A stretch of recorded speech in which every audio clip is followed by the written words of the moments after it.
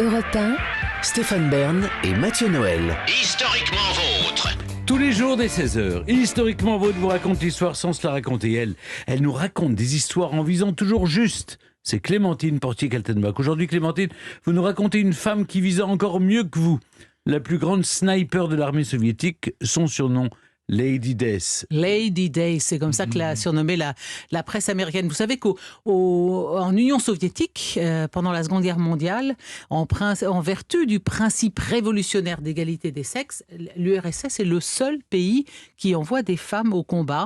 Et sur toutes ces femmes, c'est 1 million de femmes sous les drapeaux, il y avait 2000 tireuses d'élite. Et toutes ces femmes vont passer par l'école principale de préparation des femmes tireurs d'élite. Ça, c'est vraiment même l'appellation de l'école est typiquement soviétique, c'est à Podolsk, à 40 km de Moscou. Et certaines d'entre elles vont rentrer dans l'histoire. Par exemple, Maria Morozova, kolkhosienne de 18 ans, incorporée à l'armée rouge, dans un uniforme beaucoup trop grand pour elle. Avec le temps et l'expérience, elle devient un soldat hyper endurci, capable de rester 12 heures couché dans la neige. Les qualités d'un bon sniper, c'est l'endurance, la discrétion, le sang-froid, évidemment la patience. Donc elle avait toutes ces qualités, Maria Morozova. Il y avait aussi Sacha Shliavova. Elle est tuée à cause de l'écharpe rouge fétiche qu'elle portait tout le temps. Oui, mais ça c'est pas malin. Quand on est c'était sniper. pas très malin. Ah oui. Mais elle la quittait jamais, mais justement par défi autant que par coquetterie. Et puis une autre encore a raconté qu'elle avait pleuré quand elle avait tué son premier Allemand. Elle avait 21 ans.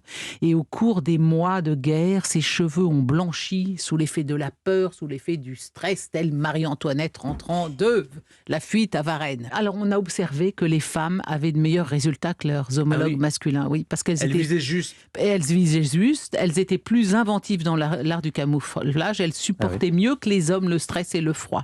Donc quels sont les objectifs d'un bon sniper, d'une bonne snipeuse dans les cibles adverses? Naturellement, c'est celles qui sont dites sensibles.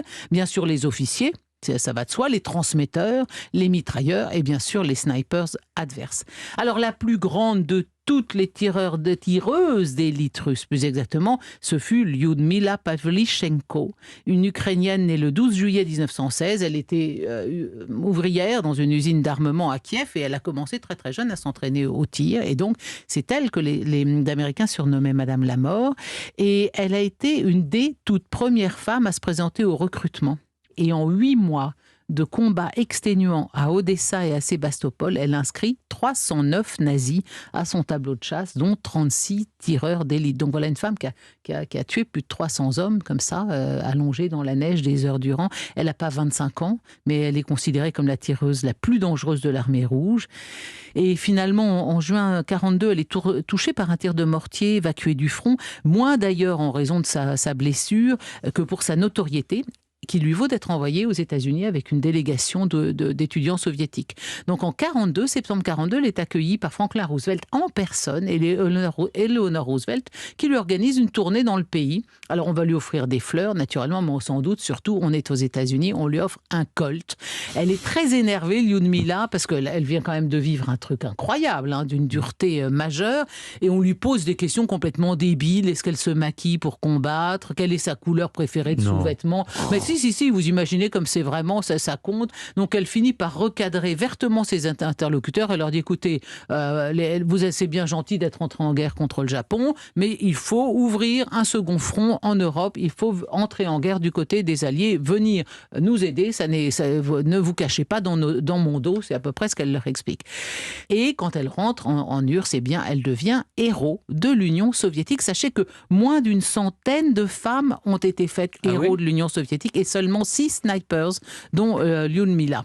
À ce moment-là, elle va se consacrer jusqu'à la fin de la guerre à la formation des tireurs d'élite et elle va faire, figurez-vous, des études d'histoire. Donc Lyudmila, c'est la snipeuse historienne. Elle a travaillé un temps au QG de la marine russe, elle s'est occupée beaucoup des anciens vétérans de guerre et elle est morte un peu prématurément, la malheureuse, d'un arrêt cardiaque le 10 octobre 1974 à Moscou. Lyudmila Pavlichenko. L'ancienne ouvrière ukrainienne rentre alors dans l'histoire, non seulement comme la plus douée des tireuses d'élite de l'armée rouge, mais aussi comme la première citoyenne soviétique à avoir été reçue à la Maison-Blanche par un président américain. Bravo. Merci beaucoup, belle Clémentine. De tueuse en série. Là aussi, vous restez avec nous, évidemment, Clémentine, il va falloir viser juste, puisque le quiz arrive. Attention, mes petits snipers, à tout de suite.